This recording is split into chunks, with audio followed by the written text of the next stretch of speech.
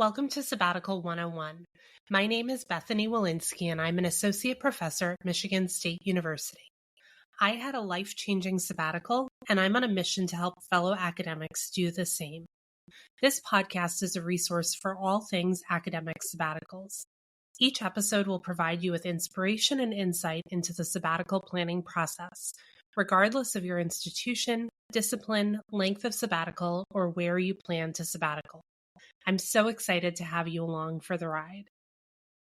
My guest on today's episode is Rebecca Roache, who's also known as the Academic Imperfectionist. Rebecca is a senior lecturer in philosophy at the University of London, and she also has a coaching business and podcast, which focuses on helping academics ditch perfectionism. I think you're going to really like this conversation about what perfectionism looks like in academia, what causes it, and how it holds us back as academics. Rebecca and I also talk about how to set reasonable expectations for doing a good enough job, how the culture of academia keeps us in pursuit of perfectionism, and ways to recognize and interrupt that trap, including some helpful mindset tips. I also just want to give you a quick reminder that this is the second to last episode of the podcast before I take a break for the summer. Next week, I'll talk about how to come back from sabbatical, and then I hope over the summer you'll revisit past episodes or read my blog for even more sabbatical ideas and insight. Hi, Rebecca. Thanks so much for joining the podcast today. Hello, I'm delighted to be here. Thanks for the invite. You're welcome. So before we get started with hearing about your coaching business and the work you do as the Academic Imperfectionist, could you just take a few minutes to introduce yourself and tell us a little bit about your scholarly work? Yes, so I'm a philosopher. I'm quite a boring philosopher in the sense that I don't have an interesting academic history. It's all been philosophy. I've had a couple of diversions. So I've spent a few years working in business, in IT, and then another few years I took off when I had kids. But apart from those breaks, I've been an academic philosopher my entire adult life. And I've jumped around a bit in terms of the research that I do. So these days I'm mainly interested in social and ethical issues relating to language and communication, but I have a fairly short attention span. Research-wise, I've done a bit of everything. Okay, great. And then in addition to your scholarly work, you're also a coach. So can you tell me a little bit about how you got into coaching and the kind of coaching that you do, who you serve? Yes. So So this all started a few years ago when I went on a training event at work. So it was an academic event about mentoring. So I was assigned as a mentor for a junior colleague and told that, as is often the way, you'd be given this role, so you have to go on a training course about it. But yeah, so that was actually quite interesting. And as part of that, the instructor was going through the differences between mentoring and some similar roles, one of which was coaching.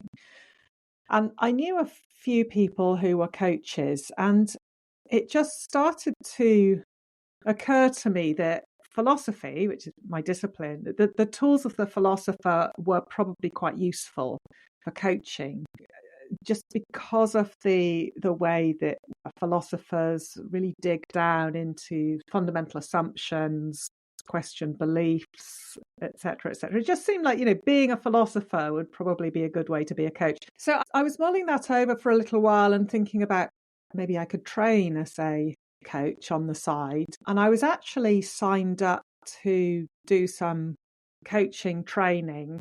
And then the lockdown hit and everything was cancelled because this was all these training things were supposed to be in person. And at that point, I thought, well, either I put this on hold or I just kind of jump into it and tell people that this is something I'm trying to do and offer them some free coaching sessions. So it's kind of like I coach them based on my inept knowledge of what this is about, and I get some practice too.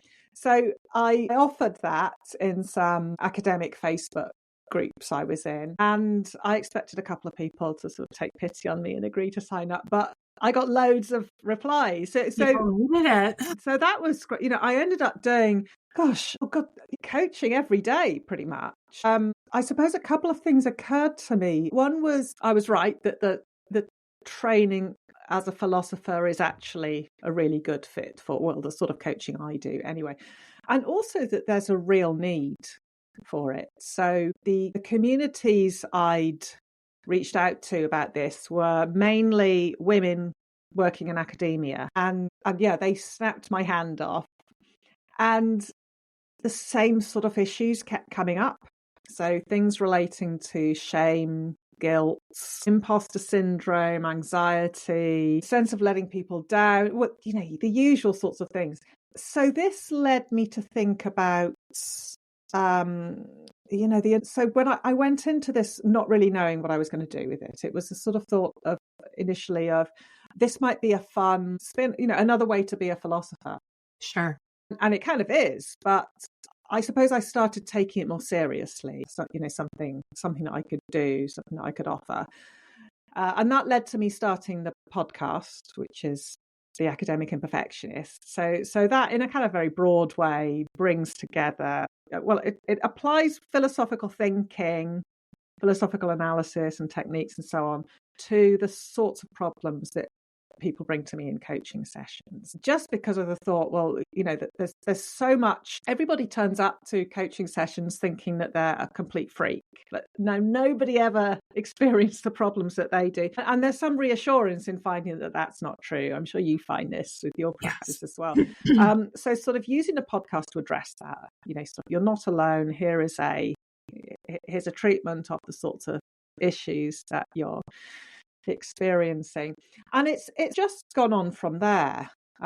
People continue to find me through the podcast, and I do the coaching alongside I'm still a full-time academic philosopher, and they really do complement each other quite nicely.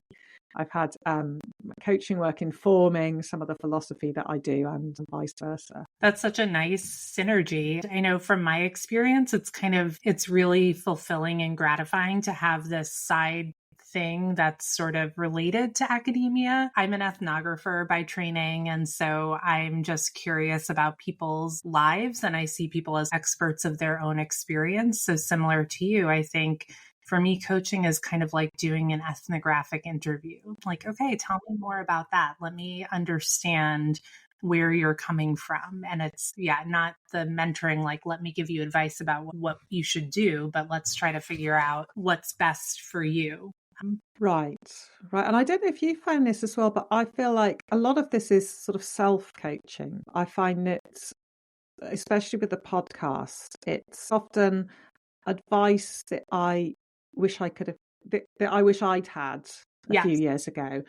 And the whole thing, I've really tackled some of my own problems in an indirect way through trying to help other people. I was actually thinking the other day about, I started working on a new article a couple of days ago, and I've already written quite a lot. And it just occurred to me, God, I'm actually writing okay. I'm managing to write stuff down without weeks of procrastination and anxiety and feeling like it's not going to be enough. And I'm not sure I could have done that a few years ago. So it's a completely win-win situation. Yeah, there's this self-reflexivity. It's this great opportunity to use the struggles that you've had. And like you said, often we feel like we're the only person having this experience, and that is so far from the truth. So it's so validating just to put that out into the world that, your listeners will listen to an episode and say, oh my gosh, there are other people who are extremely successful who struggle with the same thing. So you call yourself the Academic Imperfectionist, and that's the title of your podcast as well. Tell me more about that. Yeah. So it started, a pushing back against perfectionism was the core idea here, because I felt like that was something that was really holding me back. And I noticed it in other people as well. And I think it's really, there's this sort of vicious cycle between a sense of inadequacy and perfectionism that was really tripping me up. This sense of I'm not supposed to be here. I'm not dedicated enough. I'm just not doing the amount of stuff and the quality of stuff that other people are doing.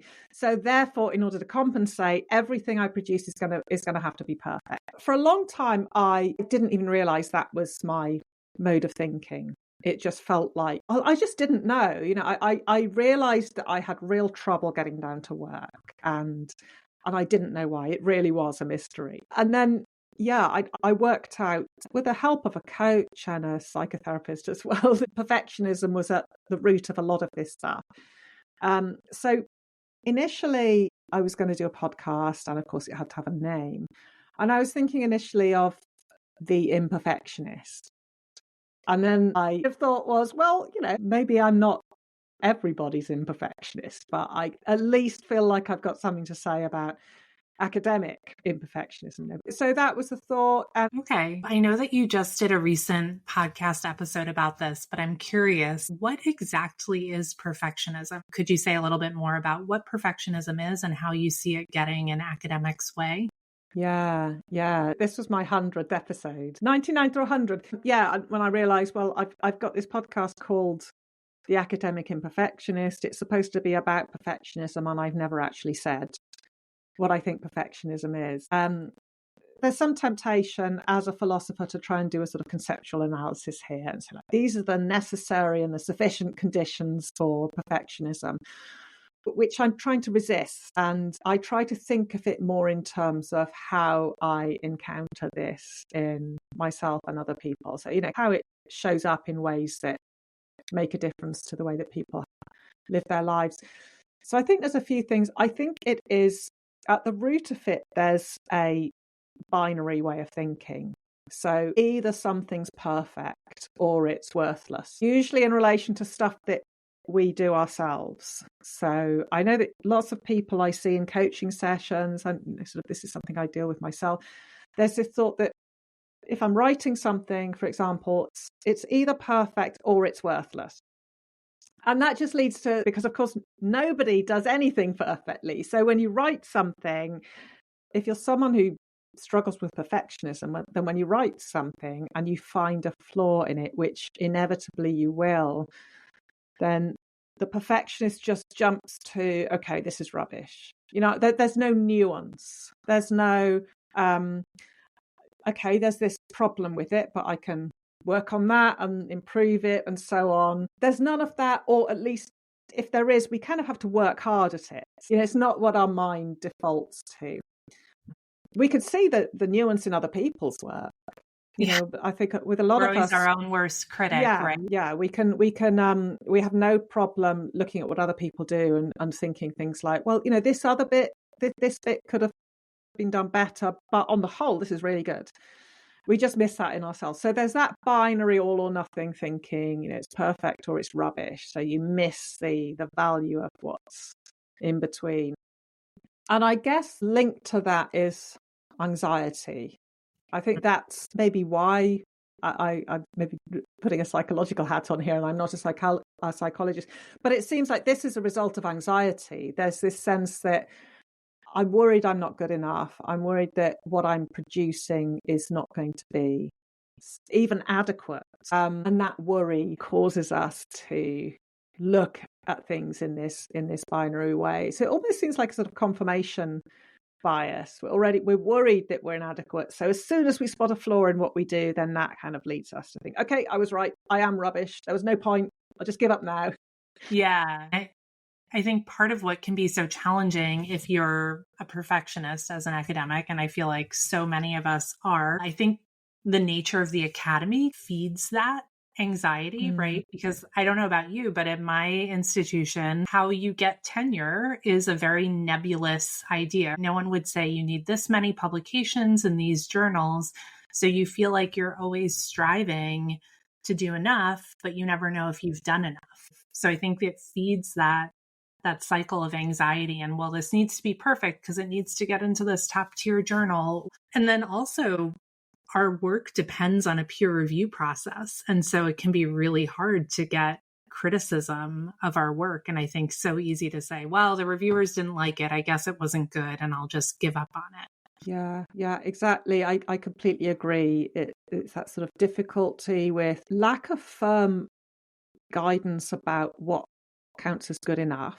But I think lack of clarity in other respects as well. Things like, what counts as a day of hard work or a productive day. If you work in a factory and you sort of turn up, you clock on, you do your hours and you clock off and that's it. You've done your day's work. But with academia, it's much more difficult. Some of our time will be spent, just in the shower, mulling over ideas, and that can be a big part of the process. And then sometimes, you might set a day aside for writing. This was something I used to really struggle with. I set a day aside for writing, and then I just wouldn't know what to write. And I just had this unrealistic expectation of myself that I should be like typing the whole time or handwriting, but getting words down. But often it's not like that. Writing is about thinking, about all sorts of other things. It's interesting, actually. So I interviewed on my podcast recently someone called Kate Ahl, a psychotherapist. She used to be an in-house psychotherapist at university. And she was talking about some of the fantasies that some of her clients used to have about, this is what I'm going to do when I leave academia. And she found that it was often the fantasies were things where you could tell if you'd done enough work or not. So she talks about like people wanting to leave academia and go and mow people's lawns, because you can tell when you're done and you can tell if you've done it correctly, right? It's clear what counts as enough, right? If the grass is short enough, you're done. But, with academia, it's not that. You can think you've done enough and be wrong. I mean, this is what the peer review process shows up, right? You can think, okay, I've covered all bases, and then someone comes back with this really nitpicking report. So yeah, that's tricky. And I also think it's, especially in recent years, a big part of academic culture, at least in the UK, is excellence.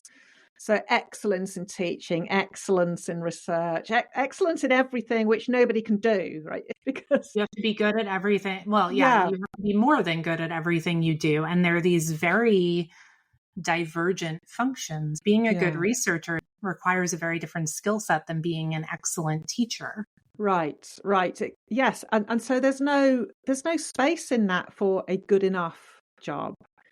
Because if you're excellent at one thing, then there's going to be other things that you do that, because you're prioritizing, which is part of being excellent in one thing, there's going to be other areas of your working life where you're going to have to say, okay, good enough is good enough here. Can't be excellent at everything. But that's all just pushed aside. No institution wants to say, okay, excellence in research, but, just do enough in the other stuff. Mediocre teaching is fine. Yeah, exactly. And I think, you kind of get to a certain stage where you see through this and you think, well, nobody's excellent at everything. But I think especially for early career people, they think that this is what everybody else is doing except them. And that's a real route into perfectionism.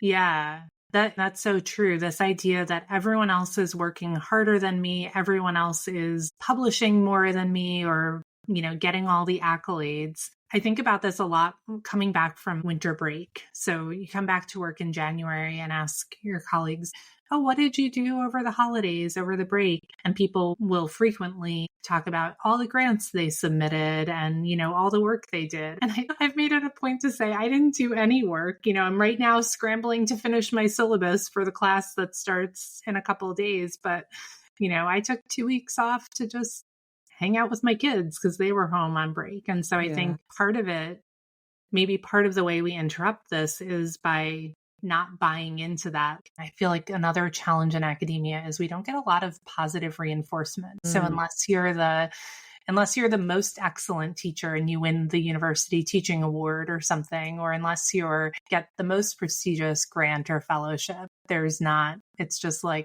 put your head down and keep toiling until you get there. Yeah. And I think there's a thought that we shouldn't need the positive reinforcement, that it's its own reward, which it kind of is in a way. You go into academia.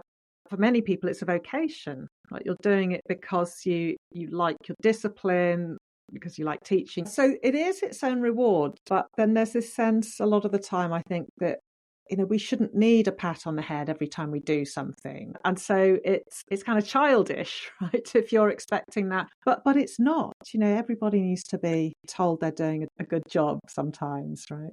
Yeah. I realized this. I started my business just a little under a year ago, and I worked with a coach. I was part of this boot camp to start up a coaching business, and he was so supportive, and I got so much positive feedback and reinforcement. And I just thought, this is amazing. I mean, it did tap into my good student tendencies. So like I had to be aware of, am I doing this just for the validation and the gold stars? But it felt so good, and I'm a full grown adult, but it felt really nice to have someone saying you're doing a good job, or if things didn't go well, to say, that's okay. Let's think about how it can go better next time. And I was so struck by that. And it just made it so clear. It was such a stark contrast to my academic life. And I work at a great institution. I have a great department, right? It's not that I'm not in a toxic situation, but it's just, I think, like you said, there's this expectation that the reward is, you got your work out into the world and that's all the reward you need. Yeah. I used to, in years past, I won't say which academic community I'm talking about here, but I was talking about the situation with an academic colleague of mine, and I said it felt like belonging to this particular community it felt like being in a relationship with someone who never says they love you. Like the fact that that they haven't left you, shouldn't that be proof enough, right? They they continue to tolerate your presence in this relationship, and that's expected to be good. And nobody was ever saying great job here, or really impressed, you went the extra mile. It's kind of like your efforts were never acknowledged. It was just sort of, okay, we're not going to kick you out, and you're supposed to infer from that you're adequate.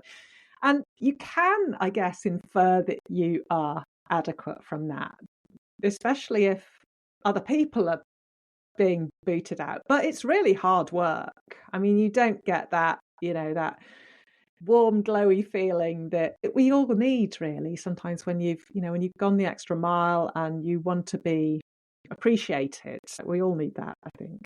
Yeah, it's nice to be appreciated and nice to feel like the work we do matters. But in academia, there's not a lot of positive reinforcement. And also we're on these timelines that can be, even accomplishing the goal can be, it's hard to identify when you've done it. Yes, exactly. So if it was written on a task list with a checkbox next to it, it's sometimes not clear. Can I check this off yet? Have I done it? What does it mean to be done, etc., etc.? So then if you're a perfectionist or you struggle with sort of perfectionist tendencies, I would imagine that kind of feeds that cycle. Maybe I need to do more. This isn't quite done yet. I'm not really sure what done looks like. Yes. And there's another thing that goes along with that, I think, which I've called moving goalposts. I don't think that was my term, but sometimes people will set themselves a task and they'll accomplish it and then they'll sort of devalue it. Especially if, well, I managed to do this and I'm rubbish, so I obviously wasn't aiming high enough. And then they'll set their sights even higher without acknowledging their own success. So that means that, even sometimes when we do set ourselves quantifiable goals, we don't give ourselves the credit when we reach them. Yeah. Which, that's a way of just teaching ourselves that it's just a thankless task to work towards goals. It's all quite self-defeating, a lot of this stuff, I think. Yeah.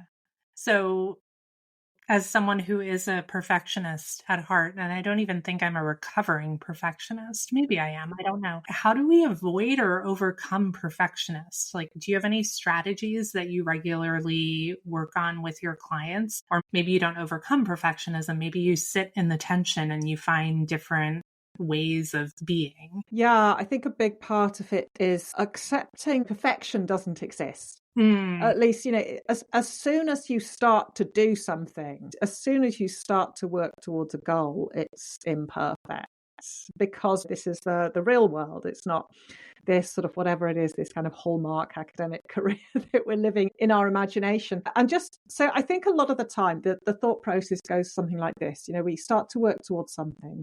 We spot that in some way things aren't going to plan. And that might be in a completely minor way. So maybe you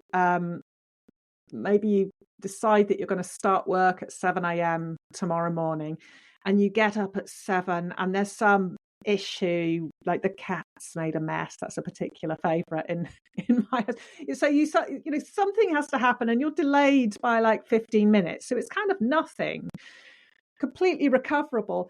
But then you start to think, oh God, things are already not going to plan. I'm already off course. And instead of sort of thinking, okay, no problem, I can just be a bit flexible. Things like this happen. I can, so you keep your eye on the zoomed out version of the goal. We just kind of home in and make these things mean stuff that they don't need to mean. So it's all then about, oh God, the wheels are already falling off. It's all rubbish. That sort of mindset then becomes the problem, I think. Okay.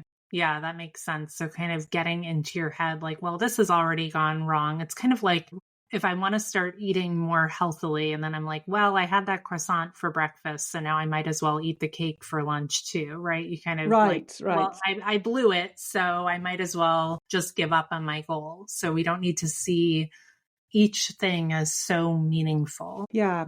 And I think what's lending the meaning there is just this sort of underlying fear that I haven't got what it takes. I'm doing it wrong. There's that sort of, I'm probably going to do it wrong. And then as soon as something goes not to plan, then that's confirmation of that. I think actually one of the biggest breakthroughs I made in my own significant struggles with writing is realizing that a lot of the experiences I had that are just normal parts of the writing process, I used to view as evidence that I was doing it wrong or that I couldn't do it. So even things like when you sit down at the desk and you're planning to get on with some writing, and it will often take kind of 15 minutes just to sort of ease yourself into it, before you can focus on it, which I more recently discovered that's just how the brain works. You can't just task switch without some lag, right? So that's completely normal. We all need a bit of time to warm up into it. Sounds obvious when I say it out loud.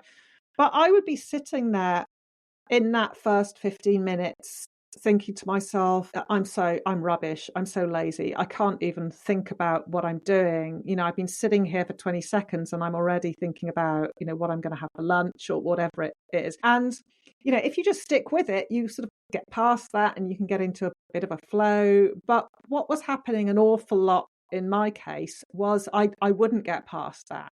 I just give up. I'd just be thinking, this is really uncomfortable. All I'm thinking about is how rubbish I am. So I'm just going to procrastinate. I'm just going to do something else, which then, it snowballs because then it's more difficult next time to get into it.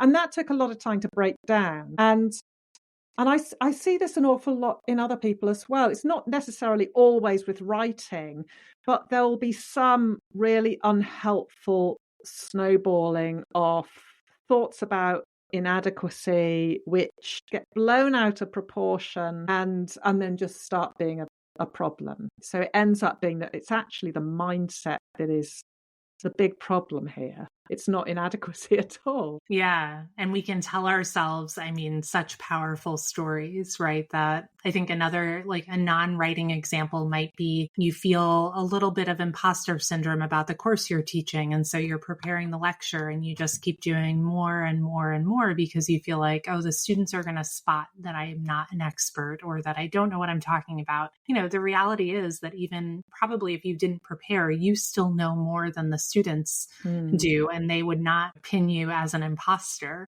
Yeah. But once you start telling yourself that, then, you just go down the rabbit hole of hours and hours of preparation when maybe you didn't actually need to spend that much time on it. Yeah. Yeah. And there's that thing that you're reminding me of some uncomfortable experiences I had when I first started teaching. Well, it would occasionally be the case, for example, that a student would ask a question about the material. So they'd be, what did this philosopher say about this? And they were just being curious. But in the very early days when I was doing this, my mind would be, oh God, they've caught me out. They're trying to ask me a question that I don't know the answer to. They're trying to stump me. Right. Yes. It's just that sense of inadequacy just kind of acts as a filter through which, everything. It reminds me actually of that. I don't know if you've seen this article from a few years ago on The Onion about imposter syndrome. It's just so evocative of what it feels like. It's called something like "Today's the day that you finally get like you finally get unmasked," which is that's very much, I think, the fear that a lot of people are laboring under. Yeah, for sure. I've been teaching at the university level for over 10 years now, but I still have to tell myself it's okay to not have all the answers. My job is not to have all the answers. And so it's a helpful reframing when a student asks a question, some very minute detail that they're focused on for whatever reason. Yes, I'm similar. So these days, if a student asks a question I don't know, I think it's not only that I've become comfortable with saying I don't know, but also that I will kind of emphasize it because I want them to know that it's okay not to know. Because if you're presenting, I think, a lot of the time, especially if you're early career and you're still trying to demonstrate your adequacy, right, that you kind of have to know everything. And often while we're busy trying to do that, the message that we might unwittingly be sending to students is, I don't know isn't good enough. You have to know, otherwise you're inadequate. And then it's like handing the perfectionism baton to the next generation. Yeah. And I think we can model that for junior colleagues. We can model that for graduate students. Grad students will invite me to speak at their gatherings or writing group or something. And I think sometimes they're surprised at how transparent I am with them about my own struggles. Because I'm like, I don't want you to think that this is just rainbows and puppy dogs all the way. Like there are real challenges, but also I have boundaries that I put in place, and they're kind of shocked, if I say, well, I decided that I wasn't going to work on the weekend. And if I get tenure and I get to spend time with my kids and be part of my family, then that's great. And if the reason I don't get promoted is because I chose to spend time with my family, then I'm sure I have other skills that I can use in the workforce. Yeah, but it sounds like something that you are uncovering there is the way that a lot of academic culture, despite all the advances we've made, it's still kind of geared to this vision of the scholar as the man who has a wife taking care of the domestic stuff. So of course you're not going to need to spend time with your family because someone else is doing that, right? And so there was that division of labor, right, within the family. And it was not to say, I'm certainly not saying that's what we should be going back to, but I think that's really pervaded the academic culture. I think we're getting better at people saying things like asking for childcare, for example. If you get invited to a conference, like, what are the childcare arrangements? Or organisers of events trying to be mindful of not putting things on in the school holidays, stuff like this. But it's a slow process, and of course the background assumptions take longer to catch up. So there's still this idea that, of course, you should, if you're awake, of course you should be working. You can't be like making a lunch or something else. I have a real weird relationship with these idealistic views of what scholarly life should look like, because, that idea of the ivory tower scholar, where you sort of go off to your study and you just spend the whole day just thinking, ruminating, writing. There's a sense in which I love that and I would love to do it. But the reality is I would just, that much time with my own thoughts, it would just be like an anxiety hellhole. Like by the first afternoon, I'd be thinking, oh God, I haven't done enough. And I think a lot of it, when I think about it, it's kind of like, this is what I wish I could be like. I wish I could just, go off to my attractive book-lined study and just snap straight into flow mode, bash out a fantastic final draft quality piece of work, and then go and have dinner with a completely clear conscience. I've done enough, but I'm just not capable of that on any level. And, even if I did manage to do something like that, I would still be finding some reason to think I was inadequate. So I think, there's this sort of, what am I trying to say here? It's almost like, even even the perfectionism vision of how it should go is not, if I actually think about inhabiting it, it would just be rubbish. Right. It'd Is just that be a nightmare. actually what you want? Yeah. Yeah, yeah. I think a lot about seasonality and the way that we have different seasons in our lives. And we can think about, there might be a season where you are so focused and you're able to go shut yourself in your office for 5 hours at a time and work. Maybe you'll have a season like that in the future, right? And so I think we can be honest with ourselves about where we are and what makes sense, but then also be open to other realities being possible in the future. Not that kind of ideal, everything has to be perfect, but well, this isn't something for right now, but maybe a version of that would be possible somewhere down the road. Yes. And there's a sense of, it's kind of like meeting yourself where you are. Yeah. This is something I've heard yoga instructors say, sort of you can't just like look at what somebody else can do and beat yourself up for not being able to do it. It's sort of about, okay, there's your capabilities, and what a good outcome for you looks like is not necessarily what it looks like for another person.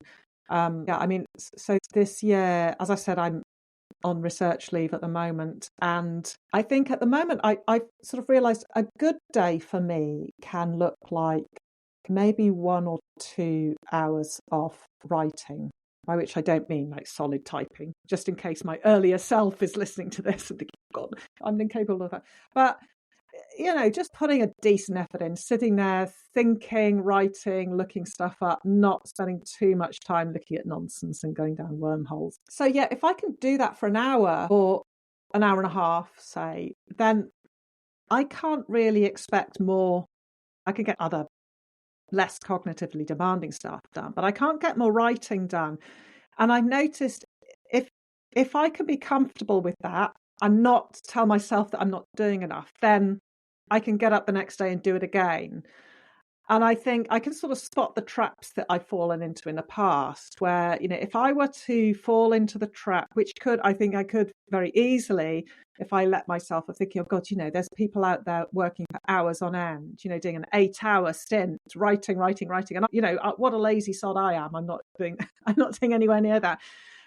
If I were to do that, then the next day I wouldn't be able to get up and do it again. I would be avoiding it and I'd just be an anxious mess. So I think a lot of the peace that I've made with myself here is about being realistic about what I'm capable of. That it's better to be, if I can get, say, on average, an hour and a half of writing out of myself while I'm on research leave, so not while I'm teaching and have other responsibilities, Sure. Then it would be much less. But if I can do that every day and be kind to myself about it, then I'm actually going to be a lot more productive in the end than if I were, prodding myself and saying mean things to myself. And this is just something that lots of people I see in coaching sessions don't realise. They think that they need to be constantly cracking the whip and that that's the way to get results. Yeah, I think that's such a great point, that you're essentially creating this positive feedback loop that is really motivating, saying, this is my goal, it's very realistic, and then I can feel good about it when I've accomplished it. And I feel like this is a great model for a sabbatical like this. I'm going to write for 1.5 hours a day, and that's great. And then you can stop there. Because I think also sometimes it's like, well, I wrote for an hour and a half, I have to keep going now. And then that can also be counterproductive. Maybe you do want to, but you can also say, that was enough, I can feel good about it, and then I can do it again tomorrow. Yeah, exactly. It's about the long game, I think. Yes. Well, Rebecca, this was such a great conversation. And I think there are so many things that will benefit the listeners of this podcast in thinking about the intersection of perfectionism and sabbaticals. And as you're preparing for a sabbatical, recognizing if you have some of these tendencies. And I think a sabbatical is a great time to try out different mindsets and different habits. And it could be a great time to try to break that cycle of perfectionism. Yeah, it's been a great chat. Thank you. But where can folks find you? So you can find me at academicimperfectionist.com. That's my website. It's got a link to my podcast. And it's got a way for people to get in touch with me as well. I'm not so much on social media these days. Probably for the better. Yes, I mean it's a real double-edged sword.